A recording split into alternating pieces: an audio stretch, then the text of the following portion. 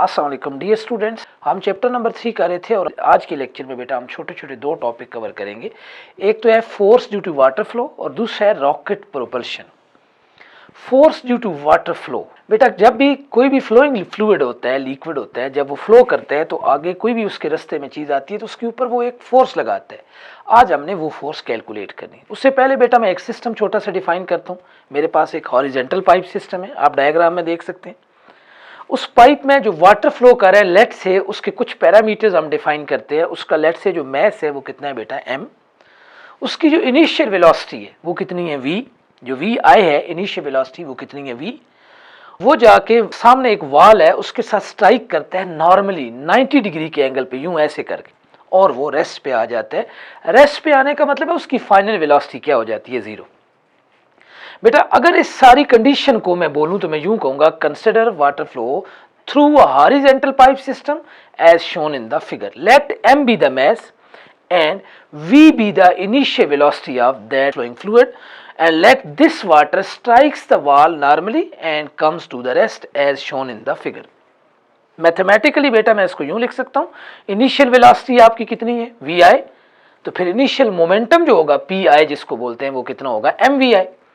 Final velocity जो है बेटा vf वो क्या है, 0। तो फिर फाइनल मोमेंटम जो होगा pf, p for momentum, f for final, subscript में f है, वो भी कितना होगा, 0। तो बेटा जो मेरा मोमेंटम चेंज हुआ है वो कितना है, change in momentum delta p जो है वो क्या होता है, final momentum minus initial, pf minus pi। Values put करें तो डेल्टा p यानी change in momentum is equal to आएगा 0 माइनस mvi, क्योंकि फाइनल मोमेंटम तो 0 था, इनिशियल है mv। तो it means that change in momentum बेटा कितना आया, माइनस mv। अच्छा, अगर मैं इस चेंज इन मोमेंटम से इसका rate of change in momentum निकालूं तो rate of change in momentum क्या होगा, उसी जो चेंज इन मोमेंटम है उसको टाइम पे डिवाइड करने को रेट कहते हैं, तो वो आएगा माइनस mv/t। बेटा हमने लास्ट टाइम एक टॉपिक पढ़ा था momentum and Newton second law, वहां हमने देखा था कि rate of change of momentum तो फोर्स होती है। इट मीन दैट जो फोर्स आएगी वो क्या आएगी, माइनस mv/t। डियर स्टूडेंट्स यहाँ देखना ये है, ये तो फोर्स वो है जो कि वॉल ने एग्जर्ट की है, किसके ऊपर, वाटर के ऊपर। हमारा टॉपिक जो है वो ये नहीं है, हमारा टॉपिक है force due to water flow on the wall on the target. तो बेटे अब बाय न्यूटन थर्ड लॉ ये कहते हैं कि जितनी फोर्स वॉल ने लगाई है रिएक्शन के तौर पे, उतनी रिएक्शनल फोर्स वाटर भी लगाएगा। इट मीन दैट जो वाटर की फोर्स होगी वो यही होगी, जस्ट जो उसका साइन है वो नेगेटिव से क्या हो जाएगा, प्लस। तो force due to water flow क्या आएगा, mv/t। अब इस इक्वेशन की राइट हैंड साइड अगर मैं रीअरेंज करूं तो ये बनेगा m/t into v. What is m/t, it is the mass per second, into v कौन है, ये रिलेटिव वेलोसिटी है, ये चेंज इन वेलोसिटी है, डेल्टा v है।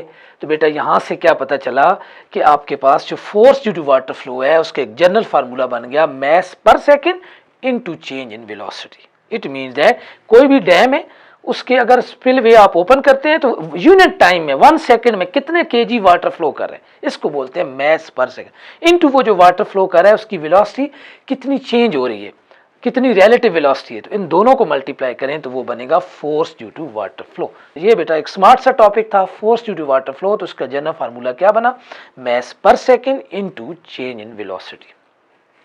डियर स्टूडेंट्स अब हम सेकेंड टॉपिक की तरफ आते हैं, वो है रॉकेट प्रोपल्शन। अब बेटा देखना ये है कि जो रॉकेट है वो उसका वर्किंग प्रिंसिपल क्या है। सबसे पहले हम ये डिस्कस करते हैं working principle of rocket. Rocket works on the principle of law of conservation of momentum. Hot gases are ejected downward with a huge momentum and as a reaction rocket moves upward. Mean जब भी rocket को आपने देखा होगा तो hot gases eject होती हैं, ये एक्शन है, और उनके रिएक्शन के तौर पे रॉकेट ऊपर उड़ता है। अगर आप घर में एक बैलून लें तो उसमें एयर फिल करें फिर उसको छोड़ दें तो अगर आप देखें तो वो यूं यूं करके जाता है। यही रॉकेट प्रिंसिपल है कि उसमें जो आपने गैस फिल की थी वो एग्जिट होती है, मोमेंटम उसका कोई ना कोई मैस है, कोई ना कोई उसकी वेलोसिटी है, मोमेंटम है। एज अ रिएक्शन जितना मोमेंटम डाउनवर्ड है, law of conservation of momentum कहते हैं, उतना ही मोमेंटम अपवर्ड होना चाहिए, और वो मोमेंटम बैलून के मोशन की फॉर्म में आपको मिल जाता है। तो ये बेटा रॉकेट का वर्किंग प्रिंसिपल है। अब बेटा हम इसको देखते हैं कि रॉकेट के अंदर जो मेजर पार्ट है वो क्या है। मेजर पार्ट जो रॉकेट का होता है वो बेटा है कंबस्टन चैम्बर। तो आप डायग्राम में देख सकते हैं कंबस्टन चैम्बर के अंदर क्या होता है, उसके अंदर रॉकेट का बेटा फ्यूल होता है। अब ये फ्यूल किस फॉर्म में होता है? ये फ्यूल बेटा सॉलिड और लिक्विड जो है हाइड्रोजन और ऑक्सीजन होती है। Hydrogen is the main fuel और ऑक्सीजन जो है वो यहाँ पे काम करता है as a burning agent. It means that major part of the rocket is combustion chamber which contains fuel. This fuel is in the form of solid or liquid and ये fuel कौन सा होता है? Either hydrogen as well as oxygen. अच्छा, अब बेटा जब rocket launch करते हैं तो जो उसका लॉन्चिंग मैस है उसका 80% जो है वो जस्ट फ्यूल होता है। इट मीन दैट अगर 1000 kg का रॉकेट है, सपोज मैं लेट करता हूं, तो फिर बेटा उसमें 800 kg जस्ट फ्यूल है, हाइड्रोजन और ऑक्सीजन है, बाकी 200 kg उसकी बॉडी है और वो जो मेन आपने सैटेलाइट उस रॉकेट के थ्रू भेजने हैं या जो भी आपके एम्स हैं वो होगा। ये बहुत बड़ा प्रॉब्लम है। 80% मैस जो है इसको हैंडल करना बहुत बड़ा प्रॉब्लम है, क्योंकि खुदा ना खास्ता अगर ये वर्क नहीं करेगा तो रॉकेट तो ज़ाहिर गिर जाएगा। तो बेटा इसको ओवरकम करने के लिए यूजुअली जो रॉकेट बनाया जाता है वो सेवरल छोटे छोटे पार्ट्स हैं, उनको जोड़ा जाता है। जब एक पार्ट अपना काम कर लेता है तो नेक्स्ट पार्ट ऑटोमेटिकली वर्क करना स्टार्ट हो जाता है। तो मैंने बेटा क्या कहा, 80% of the launch mass of the rocket consist of fuel only. It's a major problem to tackle this fuel. So rocket is made up of several small stages. When one stage done its job, then next one starts automatically. Dear students, अब हम rocket equation derive करते हैं। तो कुछ parameters मैं define करता हूँ। Late से small m is the mass पर second of the ejected gas. याद रखिएगा ये mass नहीं है, इसकी यूनिट किलोग्राम नहीं है, इसकी यूनिट है किलोग्राम पर सेकेंड। टाइम यहाँ हिडन है, mass पर सेकेंड मैंने लेट की है। m is not the mass, m is the mass per second of ejected gases and small v is the relative velocity of gases with respect to rocket. अब relative velocity का concept क्या है कि this small v is the sum of velocities of gases as well as rocket. अगर gases की velocity 100 है और rocket की 50 है तो जो relative velocity बनेगी वो 100 plus 50 कितनी बनेगी? 150। ये लास्ट टॉपिक में हमने डिस्कस किया था। relative velocity opposite direction में बेटा क्या होती है? ऐड होती है। small v is the relative velocity of gases with respect to rocket. Capital M is the mass of rocket. अभी लास्ट टॉपिक में हमने पढ़ा है जो अपवर्ड थ्रस्ट होगी रॉकेट के ऊपर, जो फोर्स होगी गैसेस की वजह से, फ्लूइड की वजह से, वो लास्ट टाइम जो हमारा टॉपिक था वो था force due to water flow और force due to fluid flow.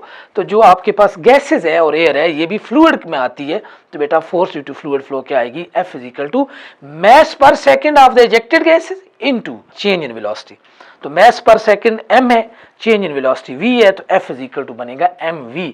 याद रखना है आपने, मिसकंसेप्ट यहाँ पे नहीं करना है इस बात को। mv मोमेंटम होता है, ये फोर्स कैसी होगी? ये mv नहीं है। इनफैक्ट यहाँ पे टाइम डिनोमिनेटर में है, mess is the mass per second, ये rate of change of momentum है, फोर्स है। तो F इज इक्वल टू बना mv, but Newton second law कहता है कि जो रॉकेट जो मूव करेगा तो फोर्स तो न्यूटन सेकेंड लॉ के अकॉर्डिंग होगी। F is equal to ma। तो F की जगह अगर आप ma पुट करें तो राइट हैंड साइड है mv, ma is equal to mv, यहाँ से a कैलकुलेट करें वो आएगा small mv over capital M। This equation is called rocket equation. अच्छा, इस इक्वेशन को बेटा अगर हम डिस्कस करें, इस इक्वेशन का जो डिनोमिनेटर है capital M is the mass of rocket, और अगर आप देखें तो ये कॉन्टिन्यूस डिग्रेड हो रहा है। जूनियर रॉकेट ऊपर जाता है तो नीचे बर्न, जैसे जैसे गैसेस बर्न होती हैं उनका मैस कम होता है, और रॉकेट जूनियर स्मॉल होता है तो उसका जो मैस है कैपिटल M वो कम हो रहा है। ये इक्वेशन क्या कहती है? जैसे डिनोमिनेटर कैपिटल M स्मॉल होगा, रॉकेट का जो एक्सेलरेशन है वो बढ़ेगा, रॉकेट एक्सेलरेट करेगा, हर पल तेज होगा, इसलिए बेटा इसको कहते हैं रॉकेट प्रोपल्शन। तो अगर आप देखें जब ये रॉकेट अब कितनी स्पीड गेन कर लेता है, राउंड अबाउट 7.9 किलोमीटर पर सेकेंड। इन 1 सेकेंड रॉकेट की जो स्पीड है वो कितनी बन जाती है? 8 किलोमीटर पर सेकेंड। यानी इन 1 सेकेंड ये कितना डिस्टेंस कवर करे? 8 किलोमीटर राउंड अबाउट। तो फिर इसकी आगे जो टिप पे, नोज पे जो भी आप सैटेलाइट रखेंगे वो खुद ब खुद अर्थ के अराउंड क्या करेगा? रिवॉल्व करेगा और सैटेलाइट बन जाएगा। ये हम आगे चैप्टर नंबर 5 में डिटेल से भी पढ़ेंगे कि कैसे सैटेलाइट वर्क करते हैं। तो ये बेटा आज का हमारा टॉपिक था रॉकेट प्रोपल्शन। होपफुली बेटा आपको ये समझ आया होगा। अगर इसमें कोई प्रॉब्लम हो तो आप मुझसे बेटा कमेंट सेक्शन में डिस्कस कर सकते हैं।